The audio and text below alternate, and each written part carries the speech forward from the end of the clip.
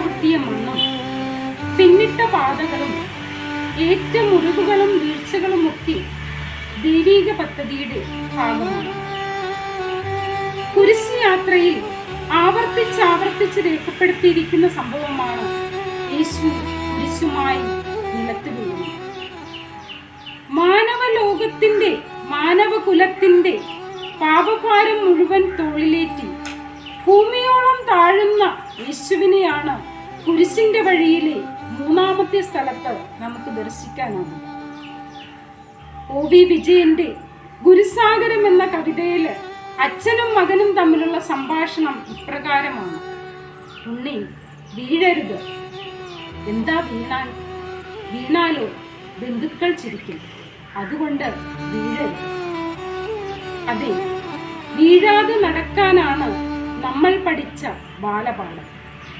മരം മുറിക്കുമ്പോഴോ മരം മറിയുമ്പോഴോ മാത്രമാണ് ചോലയിൽ നിൽക്കുന്ന കരുലതാദികള് ആകാശം കാണുന്നത്. അതെ, വീഴ്ചകൾ വളർച്ചയ്ക്ക് അനിവാര്യമാണ്. ഉയർച്ചയിലേക്കുള്ള ചവിട്ടുപടികളാണവ. ഇടറുന്നവർക്കും വീഴുന്നവർക്കുമൊക്കെ പ്രത്യാശയുണർത്തുന്നതാണ് യേശുവിന്റെ കുരിശുമായുള്ള വീഴ്ചകൾ. അത് നമ്മുടെ ആത്മീയ ജീവിതത്തിലെ വീഴ്ചകൾ തന്നെയാണ്. നാം വീഴാതിരിക്കാനാണ് അവൻ വീണത്. നമ്മുടെ വീഴ്ചകള് അവന്റെ വീഴ്ചകളാൽ താങ്ങി നിർത്തുകയാണ് ചെയ്യുന്നത്.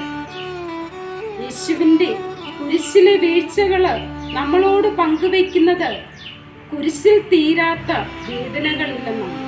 അതുകൊണ്ട് ജീവിതത്തിലെ വീഴ്ചകൾ സംഭവിക്കാതിരിക്കാൻ നാം നിതാന്ത ജാഗ്രത പുലർത്തണം. ഇനി വീണാലോ ക്രിസ്തുവിനെ പോലെ എഴുന്നേൽക്കാൻ കൂടി നാം പരിശ്രമിക്കണം. വീഴ്ചകളും പരാജയങ്ങളിലുമൊക്കെ അടിപതരാതെ പറന്നുയരാനുള്ള ചിറകുകൾ ധരിച്ച് ക്രിസ്തുവിന്റെ കുരിശും പിടിച്ചുകൊണ്ട് നമുക്ക് മുന്നേറാം. അവൻ നമ്മളോട് പറയുന്നത്, ജീവിത ദുരിതങ്ങളിലൊക്കെ തളരുന്നവർക്ക്, സഹനത്തിന്റെ തീച്ചൂളയിലൊക്കെ എരിയുന്നവർക്ക് ഒരു കൈത്താങ്ങായി എപ്പോഴും കൂടെയുണ്ടാകണം എന്ന് തന്നെയാണ്. ഒപ്പം മറ്റുള്ളവരുടെ വീഴ്ചയ്ക്ക് നാം ഒരു കാരണം ആകാതിരിക്കണം കൂടിയെന്ന് ഈ വീഴ്ചകള്, ക്രിസ്തുവിന്റെ വീഴ്ചകള് നമ്മെ ഓർമ്മപ്പെടുത്തുന്നു.